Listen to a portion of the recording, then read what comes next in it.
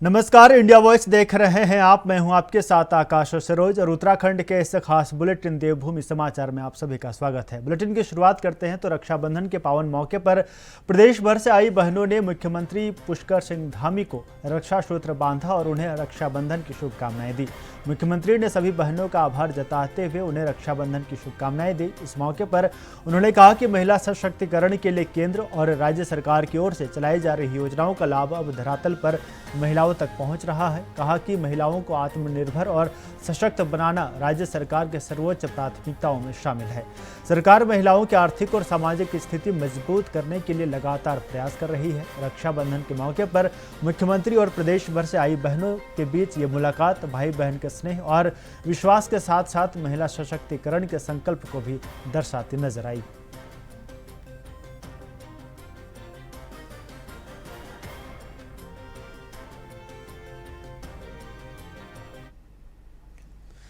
Dehradun SSP के निर्देश पर पुलिस ने सभी थाना क्षेत्रों में रात्रि के दौरान सघन चेकिंग अभियान चलाया। पुलिस अधीक्षक नगर के नेतृत्व में नियमों का उल्लंघन करने वालों के खिलाफ व्यापक कार्रवाई की गई। शराब पीकर वाहन चलाने वाले 21 लोगों को गिरफ्तार किया गया, जबकि ड्रिंक एंड ड्राइव और यातायात नियमों के उल्लंघन पर 55 वाहन सीज किए गए।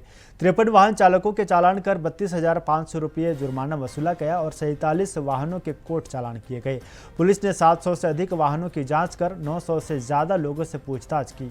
57 संदिग्धों को थाना लाया गया और 84 लोगों के पुलिस एक्ट में चालान कर 21,750 रुपये जुर्माना किया गया। देहरादून में सिटी क्राइम के मद्देनजर, सिटी क्राइम की रोकथाम के मद्देनजर जो स्ट्रीट क्राइम है उस पर प्रभावी रोकथाम के लिए समस्त देहरादून जनपद की पुलिस, खासकर सिटी क्षेत्र में ऑपरेशन नाइट स्ट्राइक के नाम से एक वृहत कार्यक्रम चलाया जा रहा है, जो ऑपरेशन प्रहार की ही एक आगे की कड़ी के रूप में हम लोगों ने इसे चलाया है, जिसमें रात के समय अनावश्यक रूप से घूम रहे लोगों, खासकर ऐसे जो शराब पी के या अति तेज गति से वाहन चलाना और एक्सीडेंट की घटनाएं जो बार बार संज्ञान में आ रही थी, या कुछ छात्रों द्वारा आपस में झगड़ा करने और गोलीबारी की भी घटनाएं इस बीच हमारे समक्ष आई थी, उस पर प्रभावी रोकथाम के लिए लगातार हम इस ऑपरेशन को चला रहे हैं, जिसमें अभी तक करीब 14 से ज़्यादा लोगों को अभी तक पुलिस के द्वारा निरुद्ध किया गया है और जिसमें करीब 150 से ऊपर वाहनों को सीज किया गया है। देहरादून के सहारनपुर चौक पर टपकेश्वर महादेव की भव्य शोभा यात्रा का आयोजन किया गया। मुख्यमंत्री पुष्कर सिंह धामी ने शोभा यात्रा में शामिल होकर विधि विधान से पूजा अर्चना की और यात्रा का शुभारंभ किया। मुख्यमंत्री ने टपकेश्वर महादेव मंदिर के महंत कृष्णागिरी महाराज, महंत दिगंबर भरत गिरी महाराज और टपकेश्वर सेवा दल के अध्यक्ष मनोज कुमार गुप्ता के साथ पूजा अर्चना की। उन्होंने भगवान टपकेश्वर महादेव से प्रदेशवासियों की सुख समृद्धि, शांति और खुशहाली की कामना की। इस मौके पर मुख्यमंत्री धामी ने कहा कि देवभूमि उत्तराखंड के धार्मिक और सांस्कृतिक परंपराएं प्रदेश की अमूल्य धरोहर हैं। ऐसे धार्मिक आयोजन समाज में आस्था, एकता और आपसी सद्भाव को मजबूत करने के साथ नई पीढ़ी को अपनी संस्कृति और परंपराओं से जोड़ते हैं। मुख्यमंत्री ने शोभा यात्रा के सफल आयोजन के लिए संत महात्माओं, आयोजन समिति और श्रद्धालुओं को शुभकामनाएं दी। उन्होंने कामना की कि भगवान टपकेश्वर महादेव की कृपा प्रदेशवासियों पर बनी रहे और उत्तराखंड निरंतर प्रगति के पथ पर आगे बढ़े। शोभा यात्रा में बड़ी संख्या में श्रद्धालुओं ने शामिल होकर भगवान टपकेश्वर महादेव के दर्शन किए।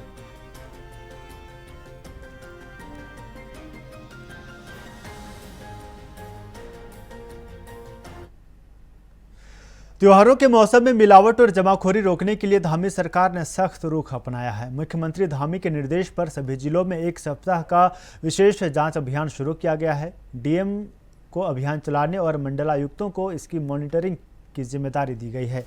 खाद्य सुरक्षा एवं औषधि प्रशासन की टीमों ने व्यापारिक प्रतिष्ठानों का निरीक्षण कर खाद्य पदार्थों के सैंपल लिए। कई दुकानदारों को नोटिस जारी किए गए और एक्सपायरी और खराब खाद्य सामग्री नष्ट कराई गई।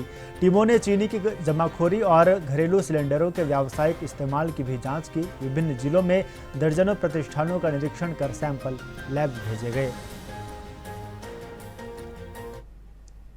इसमें देखो, आप चीनी मिलावटखोरी इसीलिए शायद जिला प्रशासन भी साथ में कि वो इस जमाखोरी को देखें कि इसमें कोई जमाखोरी तो नहीं कर रहा है, जिससे बर्डन जनता पे पड़ रहा है। तो उसको देखने के लिए उनकी उनकी ओर से जांच की जा रही है। लेकिन जैसा अन्य कोई स्रोत होता है इसमें चीनी, तो वो ज़्यादा महंगी होती है। सॉर्बिटॉल की बात करें या सुक्रोज की बात करें तो ज़्यादा महंगा है, तो ऐसा नहीं होगा, चीनी से ही बनाया जाएगा। वर्तमान में आप देखेंगे हमने जो केवल हम पहले जो सीजन के टाइम पे ही ये हो रहा था, उसको हमने कहा रेगुलर करेंगे और अभी काफ़ी सुधार इसमें हुआ है। ट्रेनिंग के लिए हमने कहा अपने डीओ को अब अपने जितने भी बीओ हैं उनकी ट्रेनिंग दी जाए, उनको सर्टिफिकेशन दिया जाए, उनके रजिस्ट्रेशन है, लाइसेंस है या नहीं है, उसकी भी जाँच की जाए प्रॉपर। और अभी हमने ट्रेनिंग प्रोग्राम अपने इंस्पेक्टर के भी रखा हुआ है कि कुछ नई चीज़ें आती हैं तो उसको वो भी सीखें और वो फील्ड में फिर उसका इम्प्लीमेंट। उत्तराखंड सरकार ने देश की रक्षा में अपने प्राणों का बलिदान देने वाले वीर सैनिकों के सम्मान में बड़ा फैसला लिया है। धामी कैबिनेट ने आज़ादी के बाद से अब तक देश की रक्षा में शहीद हुए उत्तराखंड के 1845 वीर जवानों की स्मृति में उनके गांवों में मूर्तियां स्थापित करने का फैसला लिया है। सरकार का कहना है कि इन मूर्तियों के जरिए वीर सैनिकों के शौर्य, त्याग और सर्वोच्च बलिदान को हमेशा याद रखा जाएगा। साथ ही आने वाली पीढ़ियों को भी इन वीर जवानों की वीरता और देशभक्ति से प्रेरणा मिलेगी। सरकार के इस फैसले को प्रदेश के बलिदानी सैनिकों और उनके परिवारों के सम्मान की दिशा में एक महत्वपूर्ण कदम माना जा रहा है। निपुण बाहुल माना जाता है बहुत समय से। यहाँ पे पहले बोलते थे, उसे कहते थे कि कोई भी जो रोजगार चल रहा है, मनी ऑर्डर बाबा। मनी ऑर्डर बाबा मतलब कि मनी ऑर्डर आएगा और घर चलेगा। तो मनी ऑर्डर बाबा क्या होगा? सैनिक। उत्तराखंड में सैनिकों को एक रिस्पेक्ट दी जाती है। उत्तराखंड में जो सैनिक शहादत दे चुके हैं उनको ना भगवान की तरह माना जाता है। लेकिन सारे प्रयास जो है कई बार ना अटक जाते हैं जब कहीं भावना से सैनिकों के परिवार, सैनिकों की यूनिट्स, सैनिकों के क्षेत्र के लोग कोई प्रयास करते हैं और वो ना योजना ही रह जाती है, लेकिन उनको रिस्पेक्ट नहीं मिल पाती। इन सबको ध्यान में रखते हुए उत्तराखंड के जिन्होंने सर्वोच्च बलिदान दिए हैं सैनिकों ने, उनको आइडेंटिफाई करा गया। उनका कॉमन एक तरीके का सारे के सारे एक जैसे लगे वैसा बस्ट बनाया जा रहा है, जिसे मूर्ति बोलेंगे, और उसकी स्थापना दिसंबर तक पूरी करी जाएगी। ये हमारे मुख्यमंत्री श्री पुष्कर सिंह धामी जी की काफी समय से जो पहले से जो सोच चल रही थी उसे अमल करने की स्थिति कल नोटिफिकेशन ऑर्डर करके हुई। रुड़की की गंगनहर कोतवाली क्षेत्र में हुए सनसनीखेज दोहरे हत्याकांड का पुलिस ने खुलासा कर दिया है। चुड़ियाला गांव निवासी विवेक उर्फ विक्की ने अपनी ही 2 सगे बहनों की गोली मारकर हत्या कर दी। पुलिस ने आरोपी को गिरफ्तार कर उसके कब्जे से 315 बोर का तमंचा और जिंदा कारतूस बरामद किए हैं। पुलिस के मुताबिक आरोपी को अपनी दोनों बहनों के चरित्र पर शक था। उसे लगता था कि उनकी वजह से परिवार की बदनामी हो रही है। इसी शक ने उसके मन में इतना गुस्सा पैदा किया कि उसने अपनी ही बहनों को मौत के घाट उतार दिया। जांच में यह भी सामने आया है कि वारदात को अंजाम देने से पहले आरोपी ने 2-3 दिन तक अपनी बहनों की रेकी की थी, यानी हत्या की साजिश पहले से ही उसके दिमाग में चल रही थी। एसएसपी हरिद्वार नवनीत सिंह भुल्लर ने कोतवाली गंगनहर में घटना का खुलासा करते हुए बताया कि पूछताछ में आरोपी ने बहनों के चरित्र पर शक की बात कबूल की है। वहीं मामले में संपत्ति विवाद का एंगल भी सामने आया है।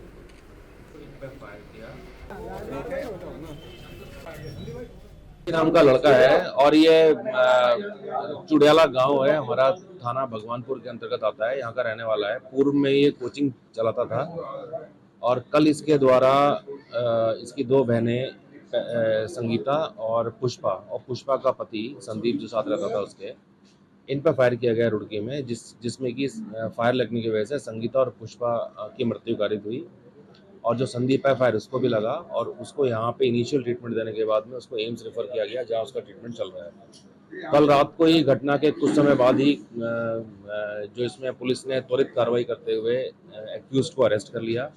चुड़ियाला से अपने गांव से अरेस्ट हुआ और इसकी कस्टडी से 315 का सीएमपी तमंचा मिला और 6 खोखे मिले जो इसने फायर किए थे। और जो इससे पूछताछ हुई है, पूछताछ में इसने ये बताया कि इसकी जो 2 बहनें हैं उन बहनों के चरित्र पर इसको शक था और प्रॉपर्टी डिस्प्यूट बताया गया और इसका ये कहना था कि उनके चरित्र की वजह से हमारे परिवार का समाज में नाम खराब हुआ और जिससे ये मन में ये रंजिश रखने लगा और इसने फिर ये जो वेपन अरेंज किया और कुछ दिन रेकी करी और कल आके इसने पहले बड़ी बहन फिर छोटी बहन के घर पे जाके फायर करके उनकी हत्या कारित करी। ये चुड़ियाला विलेज है भगवानपुर में, वहाँ के रहने वाले हैं और जो ये दोनों बहनें हैं इनकी बागपत में शादी हुई थी। फिलहाल ये रुड़की रह रही थी।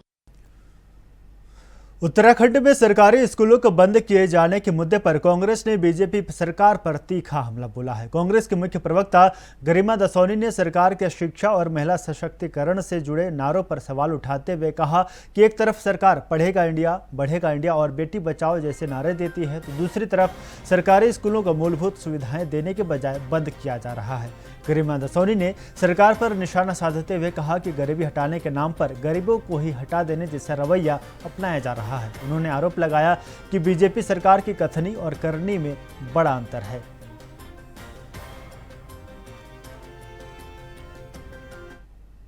यही तो खोखली हकीकत है इनकी कि ये नारा तो देते हैं पढ़ेगा इंडिया तो बढ़ेगा इंडिया, बेटी बचाओ और बेटी को पढ़ाओ, ये सब नारे हैं भाजपा के। लेकिन कितना खोखलापन है इन नारों में कि जब सत्ता पे आते हैं तो स्कूलों की स्थिति सुधारने के बजाय, उनको मूलभूत सुविधाएं देने के बजाय आप स्कूल को बंद करने पे शुरू हो गए। ये तो बहुत अच्छा है, गरीबी हटाने के लिए गरीबों को ही रास्ते से हटा दो। तो कुल मिलाकर भाजपा की कथनी और करनी में कितना फर्क है, क्योंकि शिक्षा ही वो हथियार है जिससे कोई भी समाज प्रगति कर सकता है, उन्नति कर सकता है। लेकिन हमारे वहां आप देखिए सालों साल से कोई आविष्कार नहीं हुआ, जबकि हम आविष्कार की जननी थे। भारत देश जीरो का, शून्य का आविष्कार करने वाला, तमाम दूसरे आविष्कार करने वाला देश आज 60-70 साल से कोई आविष्कार नहीं कर रहा है। इसलिए क्योंकि शिक्षा को वो पायदान नहीं मिला है जो उसको मिलना चाहिए। शिक्षा का जो मुकाम होना चाहिए, एक प्रोग्रेसिव समाज तभी बनता है, सोसाइटी तभी बनती है जब वो शिक्षा को महत्व देते हैं। और हमारे वहां शिक्षा का बजट कम से कमतर होता चला जा रहा है। हर वित्तीय बजट में आप देखिए शिक्षा का बजट आपको कम होते हुए दिखाई पड़ेगा। तो कुल मिलाकर जो धामी सरकार के दावे थे, वादे थे, इनके शिक्षा मंत्री के बड़े बड़े जो सपने दिखाए गए, लेकिन हो उसका उलट रहा है और शिक्षा के क्षेत्र में उत्तराखंड पिछड़ते नजर आ रहा है। उत्तराखंड में अग्निवीरों के भविष्य को लेकर सियासत तेज हो गई है। धामी सरकार ने अग्निवीरों के लिए देश का पहला रोजगार सेल बनाने का फैसला किया है।